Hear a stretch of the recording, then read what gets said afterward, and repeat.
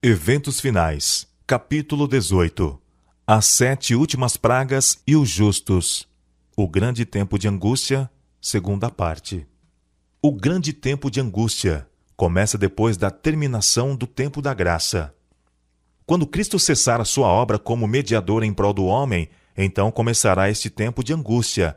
Ter-se-á então decidido o caso de toda a alma, e não haverá sangue expiatório para purificar do pecado. Ao deixar Jesus sua posição como intercessor do homem junto a Deus, faz-se o solene anúncio: quem é injusto, faça a injustiça ainda. E quem está sujo, suje-se ainda. E quem é justo, faça a justiça ainda. E quem é santo, seja santificado ainda. Apocalipse 22, verso 11. Então, o espírito repressor de Deus é retirado da terra. O povo de Deus acha-se preparado para a hora probante que diante dele está. Quando se encerrar a mensagem do terceiro anjo, a misericórdia não mais pleiteará em favor dos culpados habitantes da terra. O povo de Deus terá cumprido a sua obra. Recebeu a chuva serôdia, o refrigério pela presença do Senhor, e acha-se preparado para a hora probante que diante dele está. No céu, anjos apressam-se de um lado para o outro. Um anjo que volta da terra anuncia que a sua obra está feita. O mundo foi submetido à prova final, e todos os que se mostraram fiéis aos preceitos divinos receberam o selo do Deus vivo. Cessa então Jesus de interceder no santuário celestial. Cristo fez expiação por seu povo e apagou seus pecados. O número de seus súditos completou-se, e o reino, e o domínio, e a majestade dos reinos debaixo de todo o céu estão prestes a ser entregues aos herdeiros da salvação. E Jesus deve reinar como Rei dos Reis e Senhor dos Senhores. Terrível e além da compreensão. O tempo de agonia e angústia que diante de nós está exigirá uma fé que possa suportar o cansaço, a demora e a fome. Fé que não desfaleça, ainda que severamente provada. O tempo de angústia, como nunca houve, está prestes a manifestar-se sobre nós. E necessitaremos de uma experiência que agora não possuímos e que muitos são demasiado indolentes para obter. Dá-se muitas vezes o caso de se supor maior angústia do que em realidade o é. Não se dá isso, porém, com relação à crise diante de nós. A mais vívida descrição não pode atingir a grandeza daquela prova. Quando Jesus deixar o santuário, seu espírito refriador será retirado dos dominadores e do povo. Serão deixados ao controle dos anjos maus. Então serão feitas, por conselho e direção de Satanás, leis que, se não fosse muito breve o tempo, nenhuma carne se salvaria. Muitos serão levados a repousar antes do tempo de angústia. Nem sempre é prudente suplicar cura incondicional. Ele sabe se aqueles em favor de quem se fazem petições seriam capazes de suportar a aflição e a prova que sobre eles viriam caso vivessem. Conhece o fim desde o princípio. Muitos serão levados a repousar antes que a prova de fogo do tempo de tribulação venha sobre o nosso mundo. O Senhor muitas vezes me instruiu de que muitos pequeninos hão de ser removidos do tempo de angústia. Havemos de ver de novo nossos filhos. Havemos de encontrar-nos com eles e reconhecê-los nas cortes celestes. O objetivo de Satanás: destruir todos os observadores do sábado. Diz o grande enganador: nossa principal preocupação é silenciar esta seita de observadores do sábado. Finalmente teremos uma lei para exterminar a todos os que não se submeterem à nossa autoridade. É desígnio de Satanás fazer com que eles sejam exterminados da terra, a fim de que não seja contestada sua supremacia no mundo. A igreja remanescente terá de passar por grande prova e aflição. Aqueles que guardam os mandamentos de Deus e a fé de Jesus sentirão a ira do dragão e de suas hostes. Satanás reputa por súditos seus os habitantes do mundo. Adquiriu domínio sobre as igrejas apóstatas, mas eis um pequeno grupo que resiste à sua supremacia. Se ele os pudesse desarraigar da terra, completo seria seu triunfo. Como influenciava nas nações pagãs para destruírem Israel, assim, no próximo futuro, ele incitará as maléficas potências terrestres para destruir o povo de Deus. Argumentos usados contra o povo de Deus. Vi que os 4 anjos segurariam os 4 ventos, até que a obra de Jesus estivesse terminada no santuário, e então viriam as 7 últimas pragas. Estas pragas enfureceram os ímpios contra os justos, pois pensavam que nós havíamos trazido juízos divinos sobre eles, e que se pudessem livrar a terra de nós, as pragas cessariam. Quando o anjo da misericórdia dobrar as asas e for embora, Satanás fará os maus atos que por muito tempo tem desejado realizar. Tormentas e tempestades, guerras e derramamento de sangue. Ele se deleita nessas coisas, efetuando assim a sua colheita.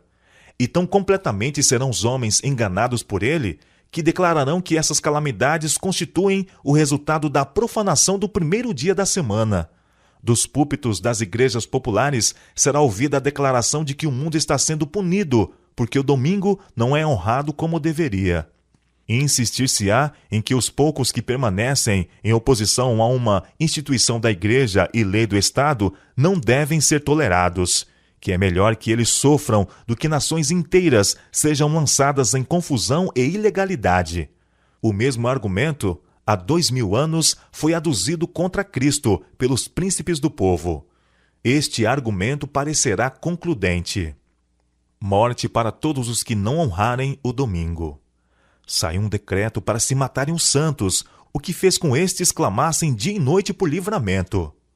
Assim como Nabucodonosor, o rei de Babilônia, promulgou um decreto de que todos os que não se prostrassem e adorassem essa imagem seriam mortos, também será feita uma proclamação de que todos os que não reverenciarem a instituição do domingo serão punidos com prisão e morte.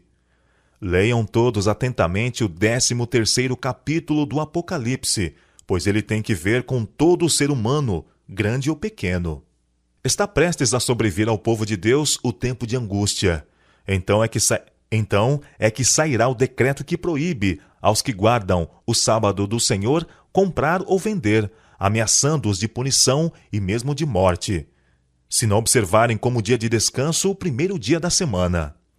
Os poderes da terra, unindo-se para combater os mandamentos de Deus, decretarão que todos, pequenos e grandes, ricos e pobres, livres e servos, se conformem aos costumes da igreja, pela observância do falso sábado. Todos os que se recusarem a conformar-se serão castigados pelas leis civis e declarar-se-á finalmente serem merecedores de morte. A ira do homem será especialmente despertada contra os que santificam o sábado do 4º mandamento, e por fim, um decreto universal denunciará a estes como dignos de morte. Decreto de morte semelhante ao que foi promulgado por Assuero. O decreto que finalmente sairá contra o remanescente povo de Deus será muito semelhante ao que Assuero promulgou contra os judeus. Hoje, os inimigos da verdadeira igreja veem no pequeno grupo de guardadores do sábado um Mardoqueu à porta. A reverência do povo de Deus por sua lei é uma constante repreensão aos que têm deixado o temor do Senhor e estão pisando o seu sábado. Vê então os principais homens da terra consultando entre si e Satanás e seus anjos ocupados em redor deles. Vi um escrito, exemplares do qual foram espalhados nas diferentes partes da terra, dando ordens para que se concedesse ao povo liberdade, para depois de certo tempo matar os santos, a menos que estes renunciassem sua fé peculiar, abandonassem o sábado e guardassem o primeiro dia da semana. Se o povo de Deus puser a confiança nele e pela fé se apegar ao seu poder, os ardis de Satanás serão frustrados, tão evidentemente em nosso tempo como nos dias de Mardoqueu. Os remanescentes fazem de Deus a sua defesa. E naquele tempo se levantará Miguel, o grande príncipe, que se levanta pelos filhos de teu povo, e haverá um tempo de angústia, qual nunca houve desde que houve nação até aquele tempo. Mas naquele tempo livrar-se-á o teu povo, todo aquele que se achar escrito no livro. Daniel capítulo 12, verso 1. Quando vier este tempo de angústia, todo o caso estará decidido. Não mais haverá graça, nem misericórdia para o impenitente. O selo do Deus vivo estará sobre o seu povo. Estes poucos remanescentes, incapazes de se defenderem no conflito mortal com os poderes da terra, arregimentados pela hoste do dragão, fazem de Deus a sua defesa. pela mais elevada autoridade terrestre, foi feito o decreto para que, sob pena de perseguição e morte, adorem a besta e recebam seu sinal. Queira Deus auxiliar seu povo agora, pois sem sua assistência, que poderão eles fazer naquele tempo em terrível conflito? O povo de Deus foge das cidades, muitos encarcerados. Quando o decreto promulgado pelos vários governantes da cristandade contra os observadores dos mandamentos lhes retirar a proteção do governo, abandonando-os aos que lhe desejam a destruição, o povo de Deus fugirá das cidades e vilas e reunir-se-á em grupos, habitando nos lugares mais desertos e solitários. Muitos encontrarão refúgio na fortaleza das montanhas. Muitos, porém, de todas as nações e de todas as classes, elevadas e humildes, ricos e pobres, pretos e brancos, serão arrojados na escravidão mais injusta e cruel. Os amados de Deus passarão dias penosos, presos em correntes, retidos pelas barras da prisão, sentenciados à morte, deixados alguns aparentemente para morrer à fome nos escuros e nauseabundos calabouços. Posto que um decreto geral haja fixado um tempo em que os observadores dos mandamentos poderão ser mortos, seus inimigos, em alguns casos, se antecipam ao decreto e, antes do tempo especificado, se esforçam por tirar-lhes a vida. Mas ninguém pode passar através dos poderosos guardas estacionados em redor de toda a alma fiel. Alguns são assaltados ao fugirem das cidades e vilas, mas as espadas contra eles levantadas se quebram e caem, tão impotentes como a palha. Outros são defendidos por anjos, sob a forma de guerreiros. O povo de Deus, nesse tempo, não está todo ele num só lugar. Eles se encontram em grupos diferentes e em todas as partes da terra, e serão provados individualmente, não em grupos. Cada um terá de resistir à prova por si mesmo. A fé dos membros individuais da igreja será provada como se não houvesse outra pessoa no mundo. Casas e terras não terão utilidade. Casas e terras serão de nenhuma utilidade para os santos no tempo de angústia, pois terão de fugir diante de turbas enfurecidas. E nesse tempo, suas posses não podem ser liberadas para o avançamento da causa da verdade presente. Vi que se alguém se apegar à sua propriedade e não inquirir do Senhor quanto ao seu dever, ele não fará conhecido esse dever, sendo-lhes permitido conservar sua propriedade. E no tempo da angústia, isto virá sobre eles como uma montanha para esmagá-los, e eles procurarão dispor dela, mas não será possível. Mas se desejassem ser ensinados, ele os ensinaria em tempo de necessidade, quando vender e quanto vender. Agora é demasiado tarde para apegar-se a tesouros terrestres. Em breve, casas e terrenos desnecessários não terão nenhum proveito para quem quer que seja, pois a maldição de Deus recairá cada vez mais intensamente sobre a terra. É feito o apelo. Vendei os vossos bens e dai esmola. Esta mensagem deve ser transmitida fielmente e inculcada ao coração das pessoas, para que a propriedade de Deus retorne a ele em oferendas para o avanço de sua obra no mundo. Como o tempo da angústia de Jacó. Expedir-se-á por fim um decreto contra os que santificam o sábado do quarto mandamento, denunciando-os como merecedores do mais severo castigo, e dando ao povo liberdade para depois de certo tempo matá-los. O romanismo do velho mundo, o protestantismo apóstata no novo, adotarão uma conduta idêntica para com aqueles que honram todos os preceitos divinos. O povo de Deus será então imerso naquelas cenas de aflição e angústia, descritas pelo profeta como o tempo de angústia de Jacó. Aos olhos humanos, parecerá, todavia, que o povo de Deus logo deverá selar seu testemunho com seu sangue, assim como fizeram os mártires antes deles. Eles mesmos começam a recear que o Senhor os abandonou para sucumbirem às mãos de seus inimigos. É um tempo de terrível agonia. Dia e noite clamam a Deus rogando o livramento. Semelhantes a Jacó, todos estão a lutar com Deus. Seu semblante exprime sua luta íntima. A palidez repousa em cada rosto. Não cessam, porém, de orar fervorosamente. A experiência de Jacó durante aquela noite de luta e angústia representa a prova pela qual o povo de Deus deverá passar precisamente antes da segunda vinda de Cristo. O profeta Jeremias, em sua santa visão, olhando para este tempo, disse: Ouvimos uma voz de tremor, de temor, mas não de paz. Por que se tem tornado macilentos todos os rostos? Porque aquele dia é tão grande que não houve outro semelhante, e é tempo de angústia para Jacó. Ele, porém, será livrado dela. Os justos não têm faltas ocultas para revelar. No tempo de angústia, se o povo de Deus tivesse pecados não confessados que surgissem diante deles, enquanto torturados pelo temor e angústia, seriam vencidos. O desespero suprimir-lhes-ia a fé, e não poderia ter confiança para suplicar de Deus o livramento.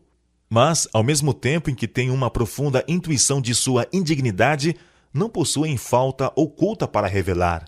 Seus pecados foram examinados e extinguidos no juízo. Não os podem trazer à lembrança.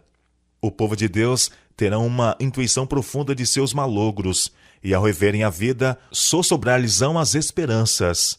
Lembrando-se, porém, da grandeza da misericórdia de Deus e de seu próprio arrependimento sincero, alegarão suas promessas feitas por meio de Cristo aos pecadores desamparados e arrependidos. Sua fé não faltará por não serem suas orações respondidas imediatamente. Apoderar-se-ão da força de Deus, assim como Jacó lançou mão do anjo, e a expressão de sua alma será: Não te deixarei ir, se me não abençoares. Os santos não perderão a vida.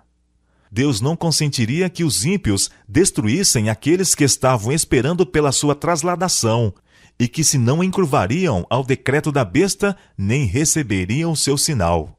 Vi que se fosse permitido aos ímpios matar aos santos, Satanás e todo o seu exército maléfico e todos os que odeiam a Deus ficariam satisfeitos. E que triunfo seria para sua majestade satânica ter poder, na última luta finalizadora, sobre os que por tanto tempo haviam esperado ver aquele a quem amaram.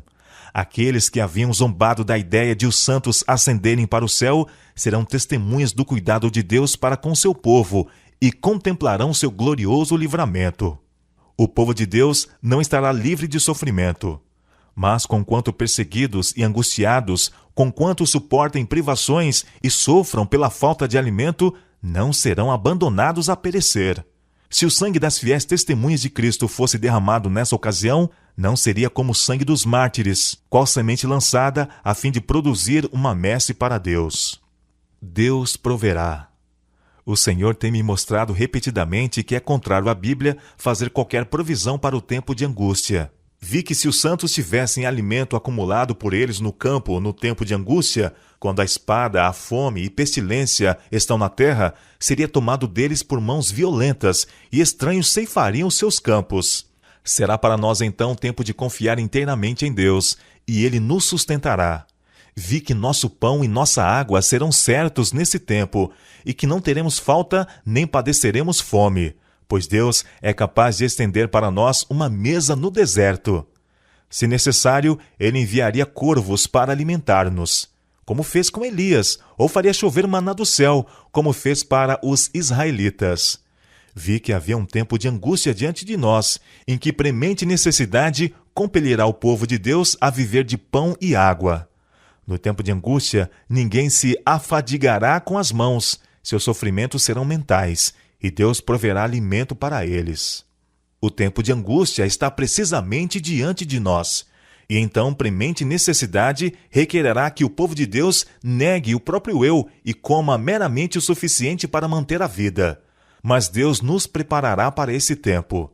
Nessa terrível ocasião, nossa necessidade será a oportunidade de Deus para comunicar seu poder fortalecedor e amparar seu povo.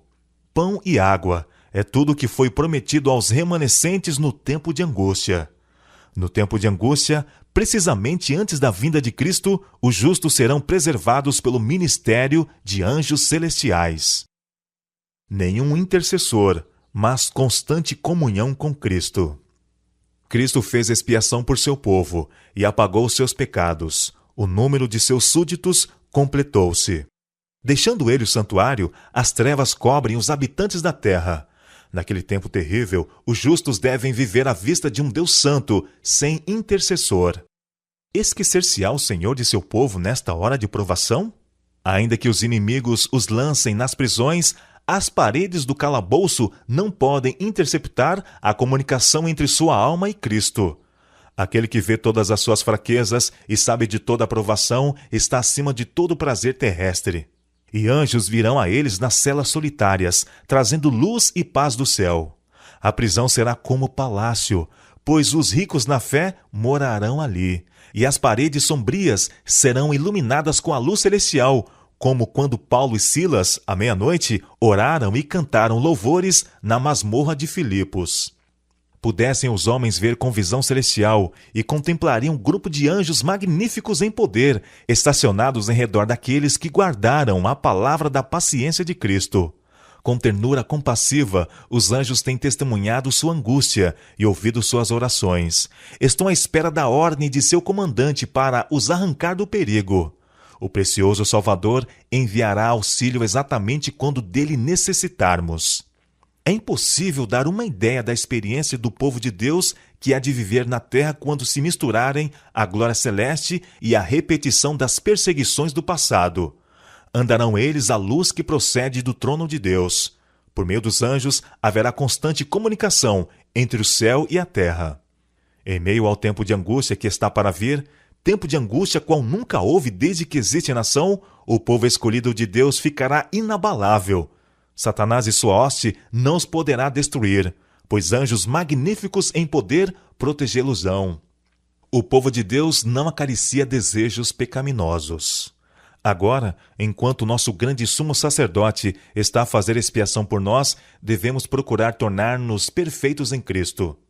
Nem mesmo por um pensamento poderia nosso Salvador ser levado a ceder ao poder da tentação.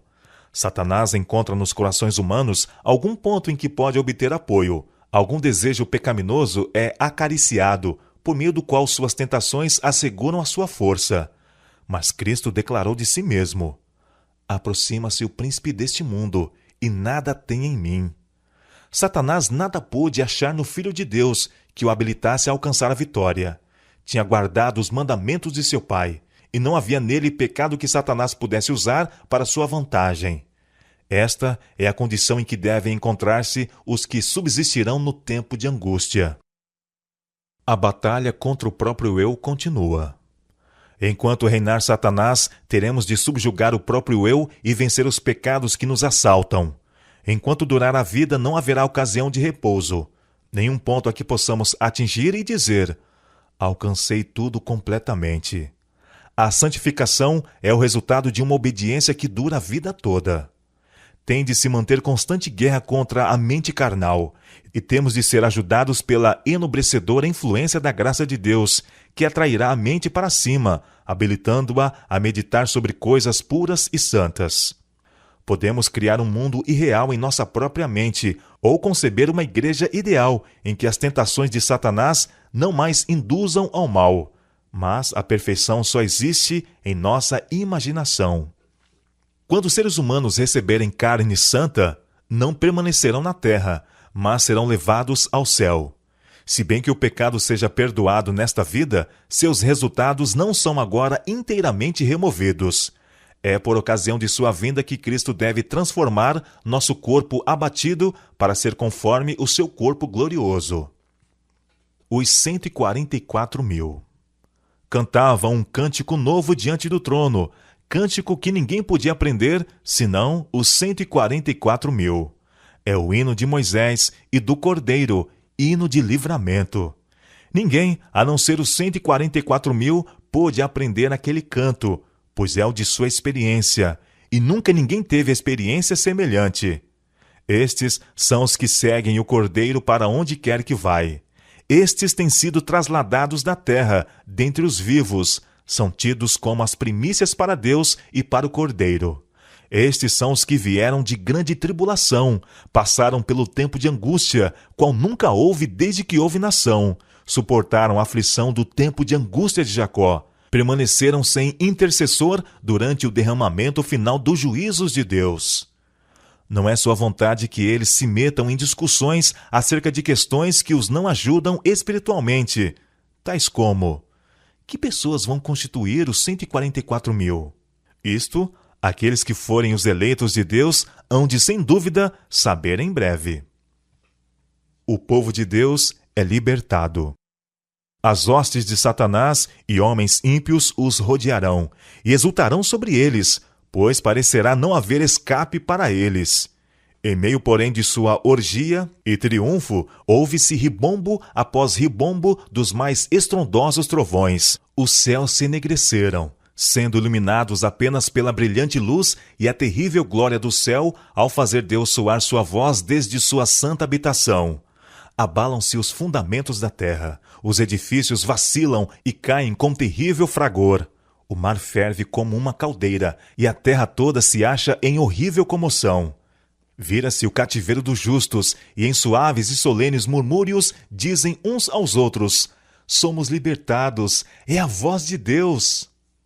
Quando a proteção das leis humanas for retirada dos que honram a lei de Deus, haverá nos diferentes países um movimento simultâneo com o fim de destruí-los. Aproxima-se o tempo indicado no decreto. O povo conspirará para desarraigar a odiada seita. Resolver-se-á dar em uma noite um golpe decisivo que faça silenciar por completo a voz de dissentimento e reprovação. O povo de Deus, alguns nas celas das prisões, outros escondidos nos retiros solitários das florestas e montanhas, pleiteia ainda a proteção divina, enquanto por toda parte grupos de homens armados, instigados pelas hostes de anjos maus, se estão preparando para a obra de morte.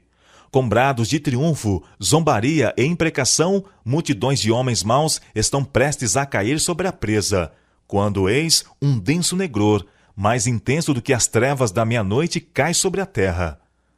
É à meia-noite que Deus manifesta o seu poder para o livramento de seu povo. Em meio dos céus agitados, acha-se um espaço claro de glória indescritível, donde vem a voz de Deus como o som de muitas águas dizendo: está feito. Essa voz abala os céus e a terra. As mais orgulhosas cidades da terra são derribadas. Os suntuosos palácios em que os grandes homens do mundo dissiparam suas riquezas com a glorificação própria desmoronam-se diante de seus olhos. As paredes das prisões fendem-se, e o povo de Deus, que estivera retido em cativeiro por causa de sua fé, é libertado.